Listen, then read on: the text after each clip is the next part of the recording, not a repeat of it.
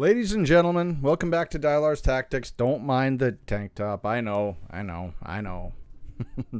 Anyways, so 2 seasons ago, I did I think it was an hour-long video just on Forbidden Dungeon Stage 100. That's Forbidden Dungeon normal now. I gotta say normal now. And I finally feel comfortable enough that I can kind of make a walkthrough video without embarrassing myself. So we're going to try to attempt just that. So if you want to know how to beat this bad boy, and I think that the majority of people at the time of this recording should be at this stage or close to being at this stage by now, given where we are in the season. So first of all, I want to talk to you guys about Stu's team. So this is what he did. So a lot of people are beating this puppy in 3 turns. I can show you that right here. So if you look at normal, you look at more than that, 2 turns now. People are beating this puppy in 2 turns. But if you have the team, you can get it done in, this many turns. But it requires this team, and my team is just not up to snuff yet. I've tried it. I can show you how to do it.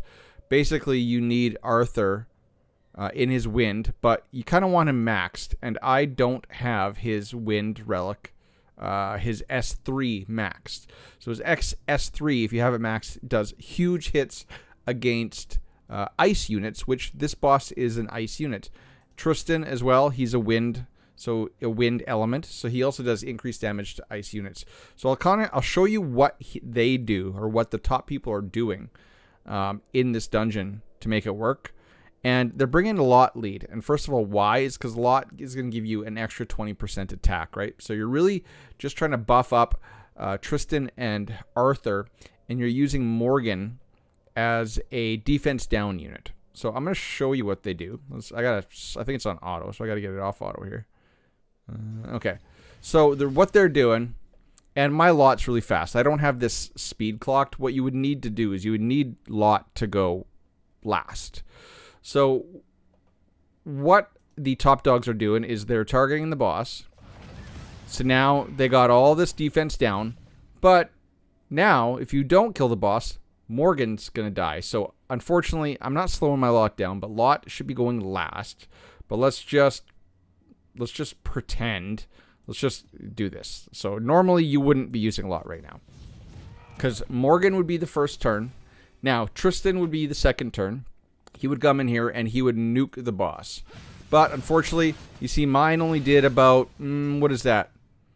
We'll be generous and say that's 20% damage. So I did, 20%, where he should be doing a lot more. Now, this is where the top guys are actually killing the boss. Because Arthur, with his C3, if he's maxed out, fully awakened, all that stuff, he's got the banner, he's got all the goodies, he would come in with his C3 and he would go ba-bang, and he would kill the boss. But look at mine. Mine didn't do barely anything. So let's just run this and see if this can kill the boss. I don't think it can, because we're going to lose another guy at 50%. And we'll talk about the mechanics when we actually go through what normal people are probably going to have to do. In fact, let's just back out of here now and let's go do that. Because like I said, I don't have, my Tristan's only C1. My Arthur's not finished. I can't do that. I can't kill them all in 2 to 4 turns. So I'm going to show you guys how I always do it. And let's see, does it say my turns? No, it doesn't say my turns. But here's the team that I usually bring. Not saying that this is the only team that works. There's probably a lot of different variations. But my team's got a little bit of RNG to it as well. I'm still going to bring in that Wind Morgan. I am going to bring in Betty, which isn't the greatest idea. And I'll explain why. And then I want to bring in this Turin, right? So basically, Jillian is here to cleanse abnormal status effects, which I think the ads are going to put on our people. Morgan, again, she's here for that wind relic. You can use a fire relic. I have also used a fire relic here.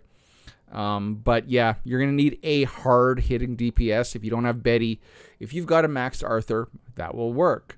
If you have Iwaret, almost maxed, that'll work. As you see here, this team is for the most part almost maxed. It's almost maxed. So now let's go in here and we'll show you how this works. So The mechanics are... Whoa, whoa, whoa, whoa, whoa, whoa. Okay, sorry. We got to forfeit and come back in. It was still on auto. Retry. So the mechanics are as such. You can see right here, this boss is doing a charge attack. But this little buff that they have right here, I think it's called Talon's Favor, Talon's Grasp, something like that. Raptor's Grasp. I was close. So they're charging this attack, and this Raptor's Grasp, what it means is that whoever hits them is going to be nuked first turn. Okay? When hit, inflicts scapegoat on the target for the rest of the battle. That means that they're susceptible just to a one-hit kill. We're probably going to show you that. Because Betty, you can't really control Betty once you got him max because he's going to do those extra attacks.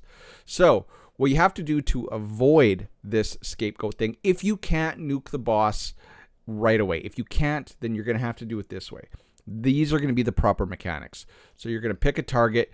You can't hit the boss, which means you can't do Morgan's, any AoEs from Morgan. You got to target one of these other ones. We'll target that one right there, and we put it to sleep. Okay? Now let's put some hots on our whole team. Get them all healed up. Now let's go try to pull some turn meter from this one over here. All right. And there we go. Okay? There we go. Setup complete. Now, there's a couple different things that can happen there. So my Jillian did not speed boost my Betty. If my Betty would have gotten speed boost and got to go, I would have obviously targeted one of the ads, but then he's going to do those extra 2 hits. So you need those extra hits to go just into the ads, because if Betty's extra hit hits the boss, then he's going to suffer from that scapegoat and he's going to die. So now, since Jillian did not speed up his attack gauge, mine is really slow because I got my Betty built for attack. Now we can go right in on the boss. So I'll show you what the skill order is, because we can kind of put it in auto now. So you see, it's everybody, skill 2, then skill 1. That's all you need to do. And we're going to target the boss. And then we're going to put on auto, target the boss. Okay? And then we're just going to watch it go. So Turin and Jillian are going to keep the team all cleared of abnormal status effects. And they're going to be all nice and healed up. We shouldn't have to worry about that. What I'm watching for now is I'm watching the boss's health bar. And I'm going to put my mouse over top of the auto button. And I'm going to explain to you why we're doing that in just a second. So, Betty, there you go. Big hit. Okay. Pause. Pause. Pause. Pause. There we go. So what happened is when the boss, and I think she still has it, when the boss drops below 50% health. So we just knocked her below 50% health with Betty. So I turned auto off. Why do you have to do that? You have to do that because she has Raptor's Grasp again, right? That one hit nuke. So if we hit her now, we get one shot, knocked out of bounds, and we die. So the strategy is avoid touching her until Raptor's Grasp falls off at the beginning of battle. Then go all in on her. After you as soon as you hit her below 50%, stop, because she's going to get Raptor's Grasp again, and now you have to avoid hitting her again. So we're just going to single target, not the boss, not the boss. And let's see. I don't know what Betty's cooldowns are, unfortunately. I'm hoping that his cooldowns are off cooldown. Yes, so you see right here, Betty's passive number 1, that's the one where he attacks again, hitting 2 random targets. That is off cooldown now. So now I don't have to worry about that. I can kind of just avoid that because she's still got Raptor's Grasp. It's right there. So we don't want to be hitting her. So we'll just hit that one. There you go. So now the boss went. The boss did her job. The boss went. She got her turn. Raptor's Grasp fell off, and now it is exactly like we were at before. So now we can hit it back on auto, target the boss. And now we just kill her, because now she cannot regain that buff that will one-shot your team. And she's dead. See, that was the cleanest run I probably could have ever shown you guys. And I can't show you again because I've used up all my attempts. I saved one attempt today to do that. But remember, We'll just do it like this. Remember that how this is going to go is S1 with Morgan, and then don't hit the boss. So S1, the ads. So target the ads at the beginning of the battle. Don't hit them until that Raptor's Grasp buff has fallen off of the boss.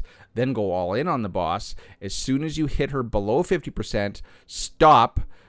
She's going to get Raptor's Grasp again. Avoid hitting the boss. As soon as it falls off, hit the boss. Very simple. Now, there is going to be a bunch of stuns, and I think it's stuns that go out, which is why Jillian's nice, because she does, remove that abnormal status immunity.